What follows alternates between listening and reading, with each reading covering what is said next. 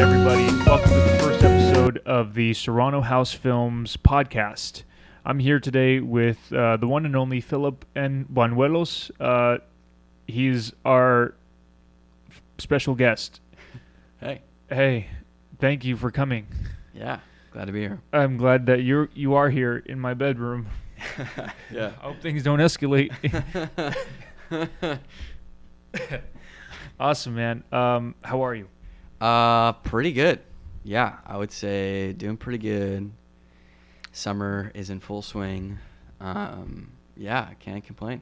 Yeah, you got a lot to be excited for. You got the film. You're going to be a movie star. Yes. Yeah, super stoked. I keep seeing photos of people posted up next to the poster in the theater, which is really? super cool. Yeah. Oh. Yeah. Yeah, man. I've seen a couple already. I'm like, whoa, this is... Besides me? Well, from you. Oh, yeah. But like just seeing that, it's just like, whoa. Yeah, man. It's almost surreal, but yeah, I'm glad that we've finally gotten to this point, and it's been a long road, and we're finally here. And today we're going to talk about the film, everything about the film, everything that you guys want to know about the film. And what better way to do it than with Philip? Yes. There's no other way. There's no better way to do it. So, Philip, I guess I want to start by asking you a couple questions about your experience. Yeah. So I guess the first one is, what made you want to be in Kill 'Em Now? So we met at Starbucks. Yes. Fun place, sort of. Oh. And yeah, I mean, I'd heard you were making a film, and I've been acting since I was like, I've been doing extra work since probably like 10 or 11. That's kind of when I got into acting classes and started doing acting in general. Mm-hmm. And then I took a little hiatus, and then years later got an opportunity to audition for an agent. And so then I started acting again. And so like acting, I've been acting since like 14, 15, I think, is like when I started going for like commercials and like other roles and auditioning and stuff. And so Yeah. when I had heard like you were making a film, I'm just like, let me get my hands on it, because like that's like an itch I'm like always like looking to scratch in some capacity, whether it is acting, whether it's like behind the scenes or whatever. So I remember talking to you about it at work, and then you invited me to the table read. Yeah. Yeah, and then the table read, that was really fun. I had expected to come to the table read to just read like some miscellaneous characters you had told me about. Yeah. And then, because of certain circumstances, you were like, actually, can you read Ludwig? Yeah. And, I had read the script before because you sent it. And, Ludwig was fun to read. I think during the table read, I think it went well. It sounded like it went well. Obviously, it went well enough that... I still have the video of it. Oh, really? Yeah. Whoa, that'd be super cool to look back. Yeah. Yeah. But yeah. Let's Jamie roll the clip. Imagine. Not the man. Jamie, bro. That's so funny. But yeah, so like, yeah, when you asked me to like, hey, can you like, do you want this role? I was like, yes, 100%. Like, because again, like I'm just always looking for an opportunity to grow as an actor and just to act in general. So. Thanks, man. I was very pleased to have you on board, and I was very lucky to have found you. Yeah. Yeah. Yeah. And so I guess my next question for you is, were you nervous about anything? Oh, 100%. Like everything. Everything? Yeah, probably. Yeah. I hear how like some actors, actresses, performers in general, like that you do it so much that you don't get nervous. Or like my biggest thing, right, is like if I rehearse a lot, practice a lot, then I get less nervous, but there's always a nervousness. Yeah. And I know that like, there's that funny thing where it's like nervousness and like excitement are like the same thing, I guess, in your brain. Yeah. So I try to tell myself like it's excitement, but honestly, yeah, I was so like the first weekend we shot, I remember going to the Airbnb and like just like practicing my lines. Just like Really? yeah, like because like I had like other people were having fun, and that's cool too. You know, like it's a good time to Yeah. enjoy each other's company, have fun. But for me, I was like, I just want to make sure that when I'm on set, like I'm as prepared as possible. Yeah. So that like my nerves kind of like get off. And it's like it's one of those things where it's like it's the nervousness comes like beforehand and right when it's there, but then once like the ball gets rolling, like Yeah. it kind of just shakes off. No, for sure. You know? I remember Steffi, my sister, at the time had a very similar experience to yours. I think, like, as soon as the cameras were rolling, she was like, "Oh shit!" And then she was practicing her lines in the car, but there were only a few lines. It's only, "Howdy." Here he is. He's about to come in. Yeah. And then right here, Pastor. Careful though. Virginia says the outsiders might spread mind diseases. That's it. That's all she had to say. But if for some reason it wouldn't sink in, and then she was supposed to have a boyfriend in the original script. And the boyfriend and the girlfriend were supposed to like go crazy together. They were supposed to have a whole bit like before the pastor showed up. Yeah. I don't know if anybody remembers that. I don't know if you ever saw that. I don't think I saw that iteration. Yeah. Well, like the script. boyfriend was named Tukey, and then Ted. Oh. Yeah, Ted was making a big deal. He goes, "Is it Tukey or Tukai? I think you should go with Tukai." Yes. Yeah. Wait, actually, I do remember that name. Yeah. I don't remember that part for some reason. It was like, they're like hitting each other and like, just, shooting the shit before like the pastor shows up to like settle business. So that happened. But I think for me, I wasn't like, it's a little different because I've had an experience where like I had to memorize lines and they were like a little simple. They were supposed to be simple, and yet like I couldn't get them to sink into my brain for whatever reason because I was just having an off day. And then like I didn't know what to do, so I panicked and I didn't say anything. And that wasn't with Kill 'Em Now, but that was another experience that I had in mock trial, believe it or not.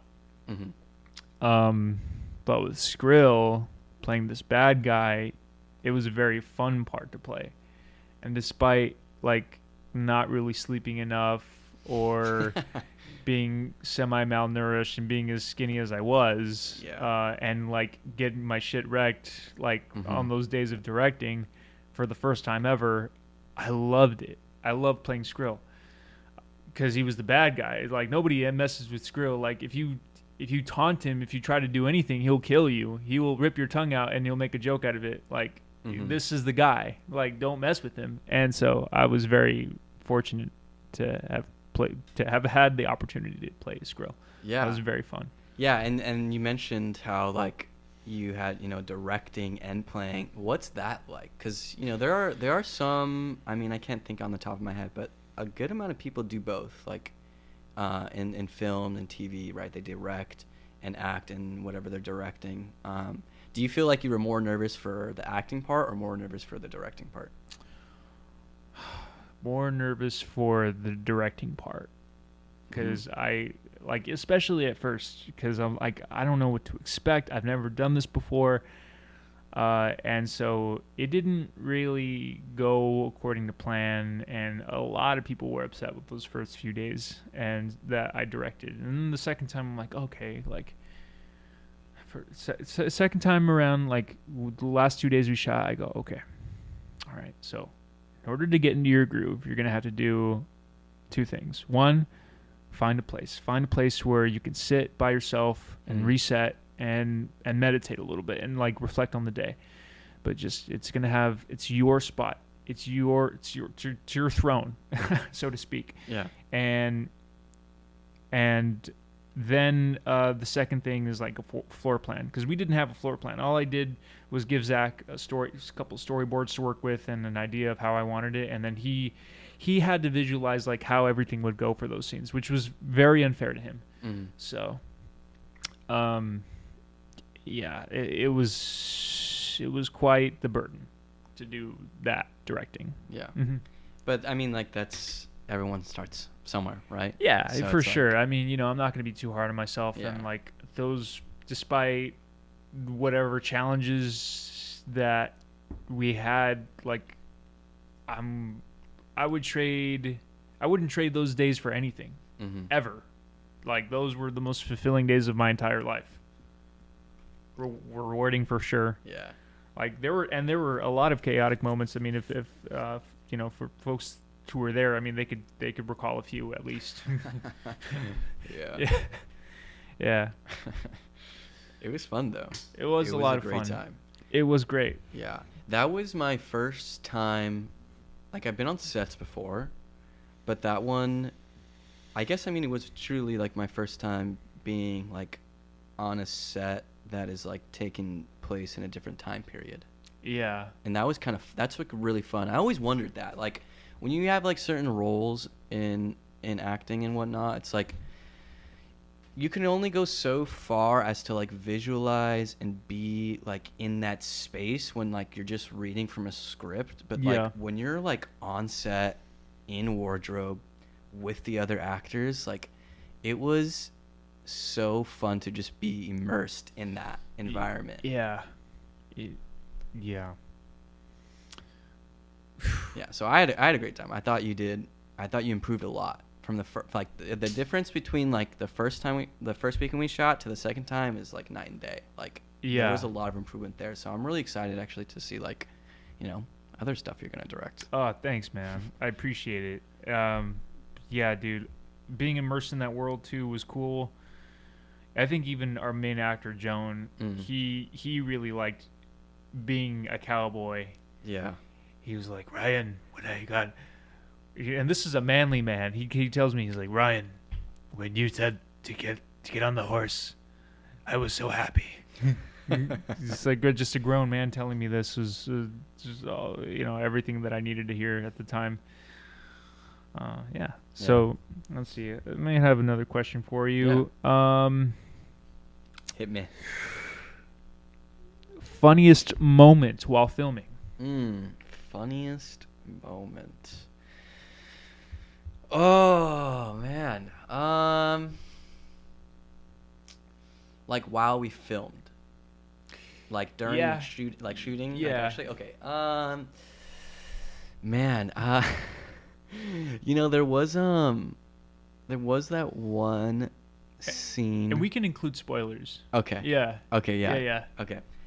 There was that one scene where I'm forgetting his name, but he just got whipped. What was him? Oh my God, Jack. Yes. Yeah. That's in the film. Yeah. That made it into the film. Thankfully, there were a lot of guys that. Mhm. Sorry, what were you gonna say? So he was in the scene, and then it was when he was getting like ointment for his back. That scene. Yeah. Was, I thought, pretty funny. Yeah, honestly, so there was a lot of like, there was a lot of mix up with how we were gonna do that, and we didn't get to shoot it how we originally wanted. Yeah. But I think like it does make it into the film. I will say it does make it in. Oh, okay. And my editor wanted it. Adam, he wanted to cut the baby girl scene too. Mm-hmm. Baby girl, that's So what it I'm was. like, Baby girl was hilarious. No, we're gonna keep it. We fought to keep it in. Yeah. And I think even the script advisor Jose, he goes like, "You don't need it. We don't have time to shoot it. Let's not do it." And who's also the AD because he was keeping track of the whole schedule. And I said, "That's not negotiable. Baby girl's got to be in it." Yeah. Yeah. Yeah. And there had been so much arguing up to that point, and that was like, it's like, let's shoot this ridiculous scene of a man in drag, comforting the store owner. Mm-hmm. Yeah, and relieving him of his duties to deal with an angry customer. Yeah. That was fun. That was a good one. Yeah. I remember just like being in the back and just watching it. Yeah. Yeah. 'Cause it was just hilarious. It was, yeah. It was fun. Yeah. As far as my scenes though, like I don't really know if I had like a funny scene, really. A funny scene, yeah. I do. You know what? It's funny to me, and I had I've seen clips of it. It's the scene where me, Ted, and Joan Mm-hmm. are in the medicine. Yeah. The Yeah. I don't know what you call it. Ted's character's Ted's doctor's office. yeah, his office. Yeah. And it's like we're talking, and I'm just like completely just like anxiety like off the roof, and just like oh my gosh, you know, and like yeah, I like when I look back at that, like I think it's kind of it looks funny to me because like I just look so like what like just even between the two of them, like I'm like so much shorter than Loki too. Yeah. So even just that, but then too just me like freaking out, I thought it looked funny. I think the whole like the whole subtext of that was that scene and its dialogue was pretty funny. Where because you're like we'll be fine with Slater. We'll be yeah, and then Ted goes, son, are you so sure in Slater's competency? It's like that was wait, yes, that is so funny. I mean, we're just a bunch of simple-minded folk around here. That makes me think. I have a question for you. Yeah. What was your favorite character to write in the film? That's a good one. I think it would have been between Skrill and No Name. No Name was fun to write only because of like how are we going to do these montage scenes, and like we had to work with some limitations because I wanted to pay homage to a lot of those like stoic characters from before, but then he's bringing a new style to it. So I figured, we like, and all of the scenes where he's like talking shit to the town people, I thought were fun, and where he's talking shit to Cody, as Sheriff Slater, that was fun to write. They have some funny moments. Yeah, they do, and then just Skrill is absolutely ruthless when it comes to insults, and so I like just not holding back and being a big dork who's also the leader of this gang. Yeah. And I remember. Oh, and Vegina. I mean, obviously Vegina. Yeah, she was fun to write. Yeah, because it's like, how do we write this like deranged, lovable? How do we make a deranged, lovable sociopath? Yeah, that's a good way to put it. Yeah. She was fun, and Lulu's great too. Like I think everybody will fall in love with Lulu's performance. Yes, 100%. Yeah, she did so well. Who was your favorite actor to work with on set? Oh man, that's a good question. Favorite actor to work with? It's tough because I have like favorite moments. Without spoiling too much, I think Oh, you could spoil anything. I don't really. I just like I don't. I want to keep it like a little bit. Yeah. Okay. Okay. But it's tough because I think it's oh man, I mean like really just I feel like I can't pick between three. I really can't pick between Joan and Sky and Ted. Like it's so hard to like just choose one of them, but like each scene that I have with each of them, just it was so much fun. Sky was always great to work with. Sky always had like this amazing attitude about her, great energy. Even when I like, because I played in the flashback scene, I played like the father of Skrill and Ludwig, and she plays the mother of the two of them, but you don't see her face and you don't see my face, so like that's kind of how it makes it. That's how we make it work. But I think like as like those guys, Justin and Fez, as they were getting like those shots, and I was like arguing and being this like abusive alcoholic father to Sky and like the kids, she like we were silently mimicking like the an argument, and working with her that day was a lot of fun too, because she was kind of like matching my energy, and we were just like I was like banging the table and getting loud and confrontational and in her face, and she was like, she's taking it, she's, I mean, not, Yeah. and yeah, Right. she's working well as a scene partner. Right. Yeah. Just fully present in that. Fully present. Yeah. There you go. That's no better way to describe her. Yeah. Yeah. Yeah. Yeah. We have. Yeah. I feel like I have little highlights of each of the actors I mentioned. Okay. With Sky. Shoot. So, like, it was fun filming the scenes with her, but I almost liked our what do you call it? Like our unspoken like Sexual chemistry. no. Oh, not yeah. that. No, but like we had like throughout the film, like there are moments where we kind of just look at each other. And it's like it's in those moments I think it was really fun to work with her. Like the speaking ones as well, but like I think that's a highlight for me because like to have like a moment like that with someone, like you, like it's tense. It could feel tense, and then she brought that intensity as well. So it was really fun. Obviously, the one of the scenes with her, I really don't want to say which one, but it's one of my favorites. I think that maybe other people will enjoy, and maybe I'll just say it like after the premiere because I really don't want to spoil it. It's just so fun. Oh, okay. But yeah, so that's a highlight with her. With Ted was fun because like there is like he's just a cool guy. Yeah. Like, and I like we talked acting and technique like a lot throughout just the set, and so I was learning a lot from him as well. Yeah. A lot of things I even put into practice then that I think really helped me, especially with my scenes with Joan.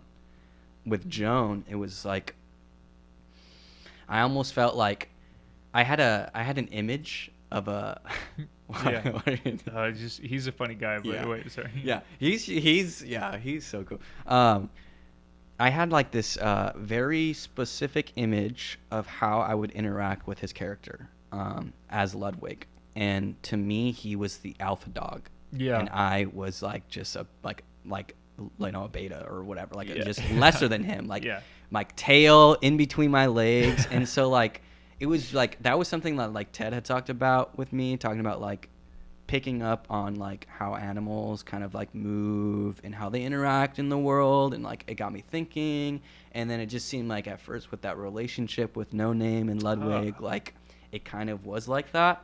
So anytime, like we had like little moments together, it was really fun. Kind of thinking of it like that. And behavioral. Yeah, I like every scene that you guys did together. I like the way that he's this straight man, and you guys serve as like a foil to each other, or you serve as a foil to him. The reason why I was laughing is because I told you this before like a number of times. It was that scene where he goes, "Listen, kid, the Bohan gang is a reason. Their leader screwed your wife in the middle of your sermon, and you want to make peace." And then we had like 5 or 6 takes of that scene because we were getting angles and coverage also. But there was like, I kept asking for more takes unnecessarily, and I think we ended up going with like the second take for the final project. But I kept like insisting that he gets closer, and then and I'm like, this time I think I know this. This time I said, this time I really want you to get into his face. I really want you to just show him how it's done. And then he's like, he goes, "It's gay." And then Jose Paulo, he goes, "Yeah, it's a little homoerotic, Ryan." And then No Name looks at him, or Joan, he looks at Paulo and he goes, "No, it's gay." That's a moment I'll always remember on Yeah. set. It was the best memories. Yeah. I like that scene too with him in particular. That's the one I think of when I'm just so like cowardly.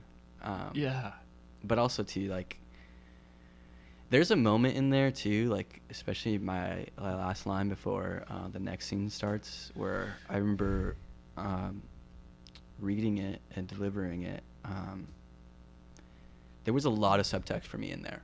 Really? Yeah, and it's like I remember even talking to you about like the script when I was like memorizing lines, and like it's kind of cool to like have that access to like the writer director of the script, because it's like if I have questions about it, about characters, we're not like you were there to kind of like guide me, but there was also a lot of room to like, you know, express myself as an actor through the characters. And I remember that line in particular, I was like, whoa, like there's so much depth to my last line, which I think was like people's lives are at stake, or something like that. And I was like to me that's, there was a lot of weight to that line. a lot, and that was really fun. I just like I But- love stuff like that. But maybe it's also because like the subtext for that could have been, you don't know my brother and you don't know what he's capable of.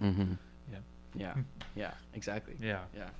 That's cool. And that's what we do. I mean, like, and in that moment, you were also protecting your family. Like, you were also, like, that's kind of what we do. We could, like, look after family that's not necessarily a healthy contributor to society. Mhm. Yeah. Yeah.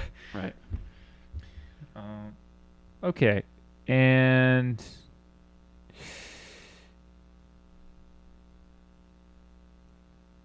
was there a moment where the character clicked for you? Oh, Yeah. I love that question. Was there a moment that the character clicked for me? You know, that is such a good question. I think in my preparation, before we filmed, my preparation, you know, I felt pretty in tune with Ludwig. But I think like there's just like another sort of like breakthrough that happens during filming for me. And I think a lot of people probably, where things just have a different light almost sometimes, different perspective. The way other people are delivering lines is like really crucial too, because it's like, you know, in preparation, it's like it's kind of, you're just kind of like miming the lines yourself, right? So like I like in that you know, people's lives are at stake, like in that whole conversation, it's like I have no idea how Joan is going to deliver his lines until then. So in my mind, you know, I might be delivering them a certain way, and then he's delivering it a certain way presently, right, in that shot. And so I feel like Ludwig for me really awakened like once we started shooting. Yeah. In my preparation, I think like I had like a pretty solid understanding, but I mean things. It's so fun. Acting is so like, it's so like there's so much preparation that can go into it, and then like all that preparation is really set up for a moment in a scene where you're just so present. And so like I remember the first scene we filmed, actually, like I was ridiculously nervous. It was in the doctor's office where No Name was getting bandaged, and like, oh my gosh, like I remember even sometimes like looking back at those clips that I got to see of it, like I was beating myself up like, I could have done this better, I could have delivered this better. Like I remember even trying to like find like my Ludwig footing. Like, I had a couple takes where like I feel like there was an accent coming. But like I didn't like it. Like I don't know why it happened, but like it really, like I think I was nervous, and then just hearing others, and so, but like that was a big thing for me too. Was like, does he have an accent or does he not have an accent? And like I just ultimately went without one. I mean, this fictional town took place in the Southwest, and I was thinking, like, the backstory that I came up for Ludwig was he's from the Northeast, and then somehow he made his way down there, and then like along the way to the Southwest, he found Sabrina, and that's how they started. Okay. You know? Yeah. But that first scene, I feel like that kind of was like a segue into Ludwig, like for me on set. Like once I got that scene out of the way, for some reason, like it was just like, okay, yeah, I got my footing. I know like the type of cadence, the voice that I'm using, like, you know, his thoughts more. That's what I love too about being present in a scene, is that like you're like, like for me, like I'm having like thoughts as Ludwig, right? Yeah. And I think that changes a lot too. That kind of like awakens. Yeah. I don't know if people like experience that just during prep, or if it's literally just like a on set thing. Yeah. I think like even it was hard for me to do like Skrill, especially Skrill in like the first scene that we shot, which was like the brothers having a final confrontation. And because it's like, well, he can't be this like crazy character that's out there. He has to be brought down to earth. What does Skrill brought down to earth look like? And I've tried to figure it out, and I was experimenting with the voice here, and Luddy, I was going a little softer, Luddy, because nobody understands me, Luddy. And I think the first, all the takes that we shot out there, I didn't end up liking, even in post, like the parts that we could hear out. Thankfully, though, the wind just, destroyed all of that audio. And then we had the chance to redo all of it as ADR. And then after we did a few takes of that, I was like, oh, yeah, like, all right, this is how Skrill would sound when he's on the ground and defeated. But yeah, and then like the second time I shot as the character, like I found a better groove, like going back to what I said earlier, like oh yeah, I felt like the bad guy. Yeah. So that was cool. Yeah, the highlight for me in Skrill happened in the bar. That scene. Yeah. Really? Yeah. Yeah, that was fun. That was a fun scene. Yeah. And yeah, I just like you. Yeah, I think your performance of Skrill is really enigmatic. Like it's fun, and it's like it's complex, and it's very like character driven. Like you do characters really well, and just knowing you as a person too, like you love doing character. Like you have like several characters I've heard. Like, and it's really like I commend you, because I don't know if I can bring that to the table. Like maybe if I really tried hard, but like for you, like it was awesome. Like it was like you were Skrill, you were bad, and that beard, like even the beard, like the full that beard, guys, he grew. Yeah. So I know you were asking about that before we started. Yes. How long did it take? August to March. So that's about like 7 months. Wow. 7 months. That was quite the journey. And then growing the hair was even longer. That took a whole year. Yeah. Yeah. Did you have that like in mind? Like yes. So you're like, hey, I'm gonna play this character, and I need to grow this beard out for him. Yes. Wow. Because I as soon as I finished the first draft, I go, who's gonna play Skrill though? Because I always knew Skrill. Because I'm like, it's too easy to play the good guy. I don't want to do the good guy. I could, like, if I really wanted to, but it's not fun. Like that doesn't interest me. It's too easy. Like I don't want to be a goody goody.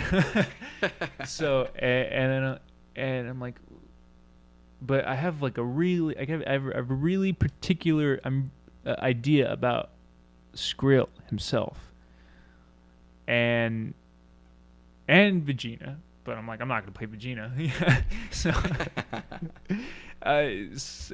and then I just figured, why can't I do it?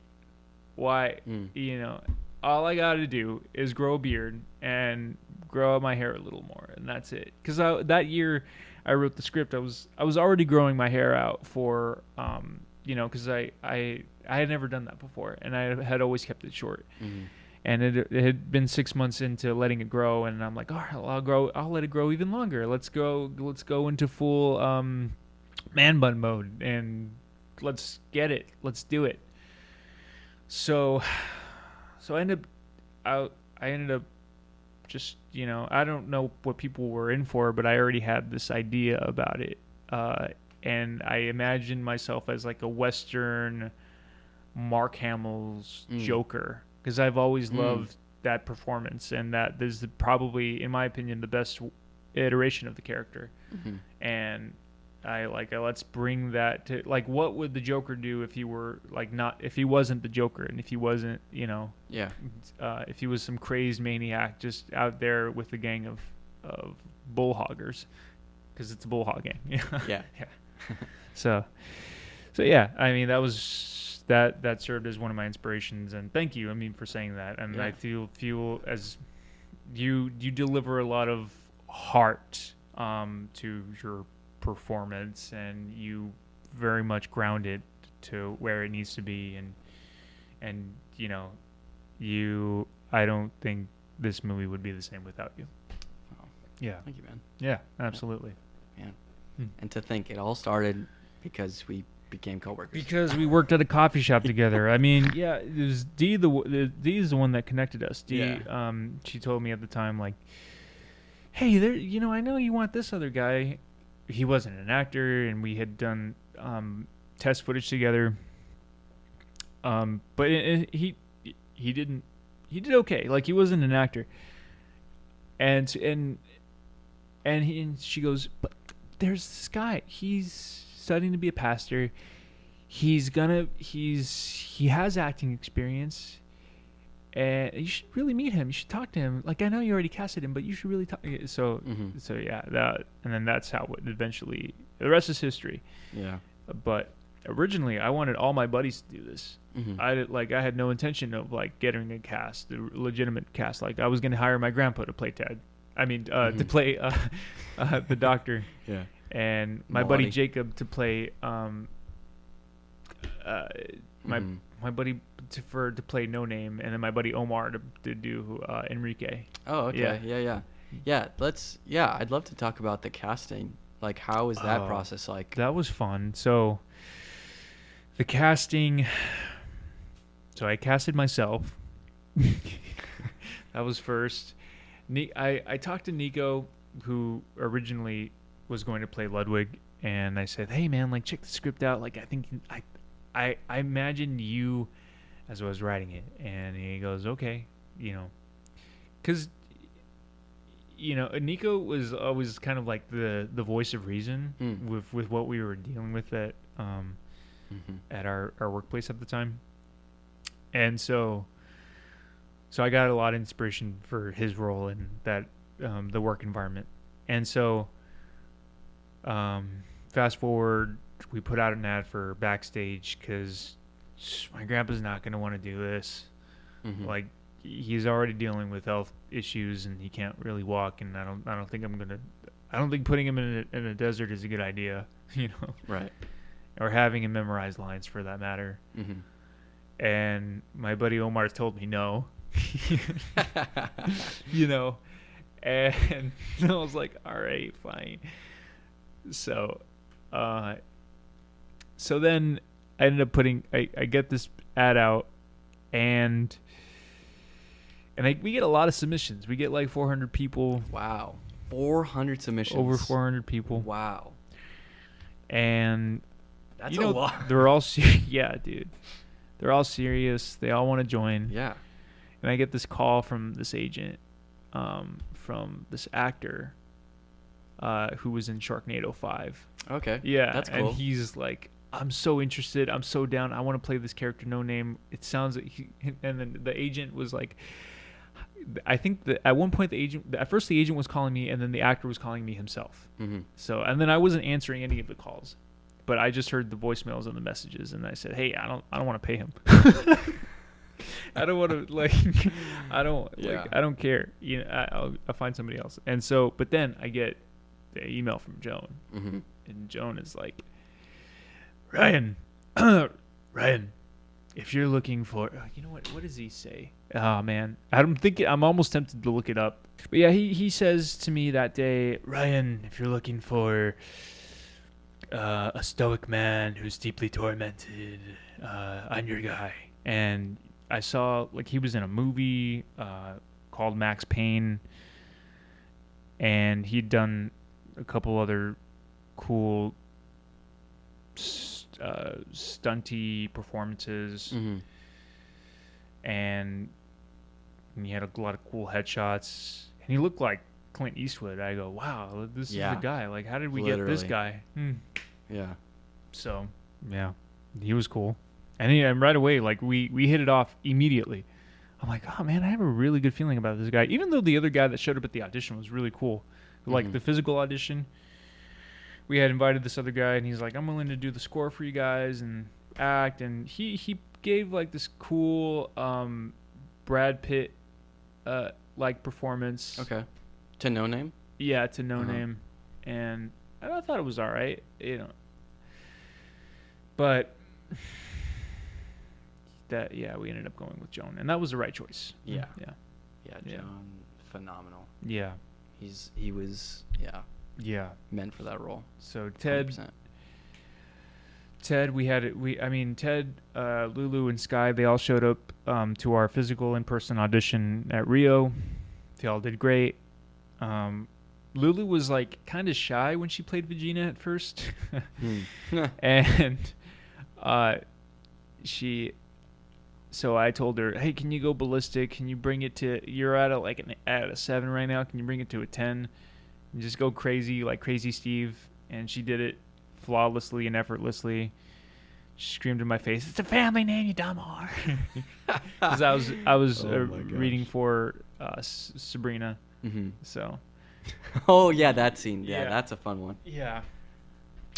So so that's how it happened with Lulu. And Sky. I mean, Sky, when she performed, she made me cry instantly, and I'm like, wow, this is like, and she was great. Like, Sky was just, lovely to meet in person. And I figured, I said, wow, let's do it. Like, let's cast her. I love it. Mm-hmm. Yeah, and I love her as the character. Ted was great. Ted knew his lines. Ted is the guy, the voice of reason. Like Philip, or like Pastor Ludwig, in the script, Mm-hmm. and he knew what he was doing. He was a trained actor. He was a producer. And this other guy just didn't know like his lines. The other guy that auditioned for Mm-hmm.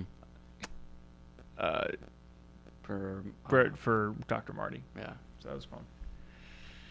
Yeah. Kavika was great. Kavika was a life force, and I remember I was sick at the time when we held the in-person audition, and he was trying to kiss me. He's like, "Oh, I don't mind getting kissed. Like, it's cool." Like, 'cause that was in the script. Yeah, yeah. Yeah, let's kiss. No, I'm sick. I have my mask on and everything. That was cool. It was all a fun process. Yeah. Yeah. Casting sounds 400 submissions, and then how many people showed up for the in-person auditions? We had like 10 or 15. So it's like you invited those people. Yeah. Okay. Yeah. Those So are that's how it works. that was like the final round of Yeah. auditions. Got it. And then we had to do some over Zoom. Mm-hmm. Yeah. Joan, we had to do over Zoom. He didn't show up in person. Yeah. Yeah. I had help.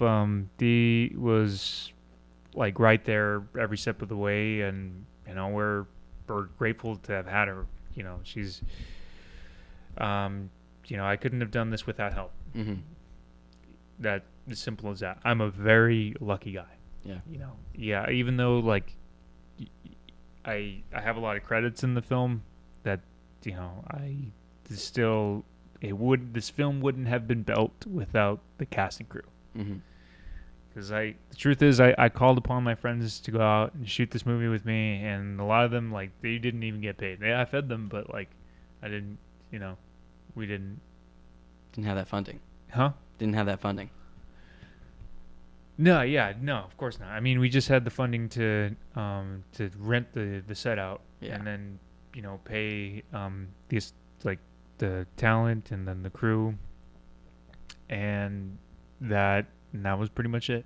Yeah. Yeah. It's like lifelong memories. I think about it, Ryan, and I think like I commend you so much for one, like not only writing the script, but two, like having the passion and having the motivation and drive to like film it, you know? Yeah. 'Cause I think I've told you before, like people will get to, a certain part in this process. They'll either get to like maybe writing a script, finish it or not, and then that's that, right? And they're like, I don't know how to fund this, I don't know how to do this. But, you went the whole way. You went the whole Yeah. way, and like the culmination of everything is literally like coming up. Yeah, could have stopped at any time. No, I'm just kidding. Well, no, no. It's. I always thought to myself like, not filming it or not finishing it is not an option. Mm. It's not. Yeah.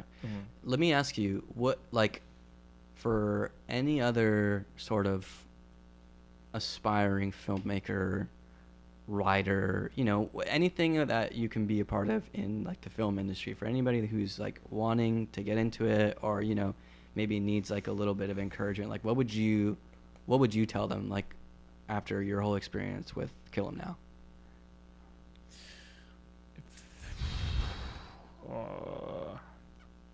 Mhm. Make your own shit. Don't let anybody tell you that you can't. Obviously, when there's a will, there's a way. Right. Right like hell.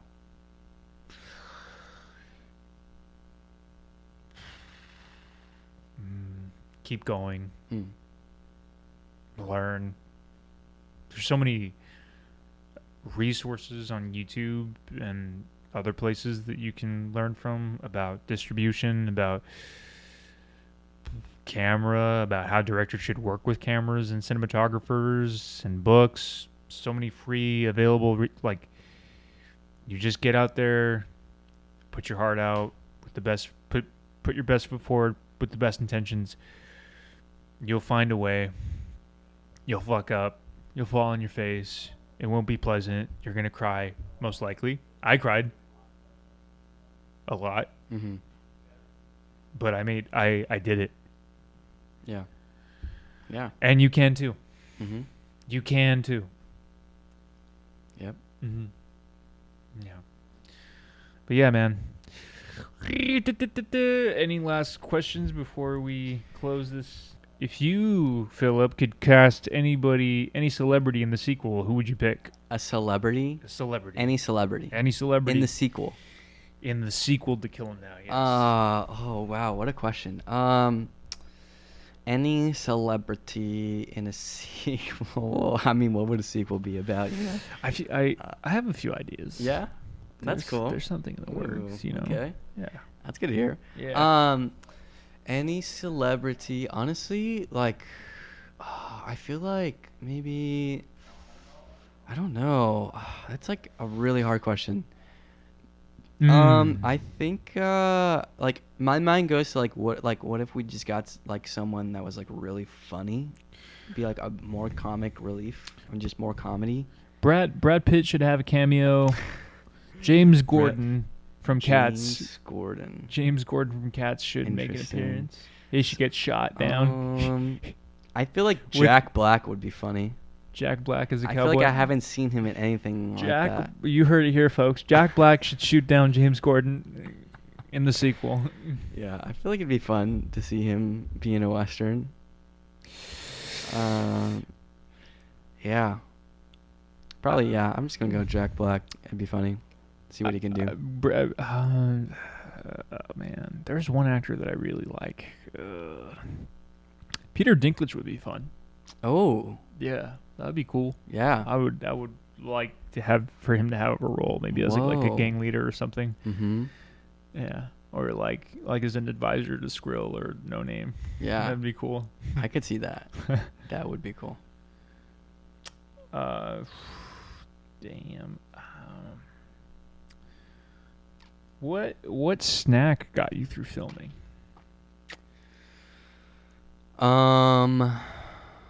Good question. I think I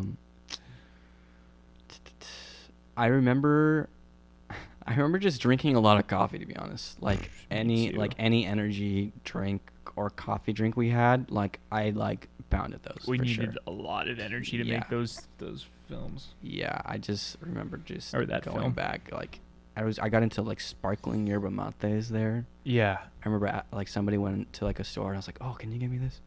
And they did. It was so good. Yeah. So I just remember being really caffeinated. Like food wise, I don't know. I've noticed that I don't really like being on a like full stomach when I'm acting. Like, Oh, really? yeah, like I don't know. I think like I don't know what it is about it. Like it just I feel more like sluggish and just slow, I think. Yeah. So like I didn't really try to be like I ate just enough to eat, but I really yeah, was really mainly on like an empty stomach, coffee, caffeine, and Oikos yogurt. Yeah. Oikos was great. Yeah. The food there was good. I didn't really snack, but I did drink a lot of coffee, especially like early in the mornings. We had these cold brew cans from Mhm. Costco that were amazing. Yeah, those So are clutch. Yeah, and like they went out so fast, and as soon as I saw that they were like out the second day, it was the worst. I only had two. I stole like three for myself. Yeah. Yeah. The first day, yeah. Yeah. But anyway, yeah, it was all a great time. Mhm. All right. Well, it's been a pleasure, Philip. Thank you Yeah. so much for stopping by into my orifice/bedroom. Yep. I appreciate you. It was a lot of fun. Yeah, absolutely. Please come back again sometime so we can chat it up. Yes. I'm so down. All right. This is Serrano House Films, Episode 1, signing out.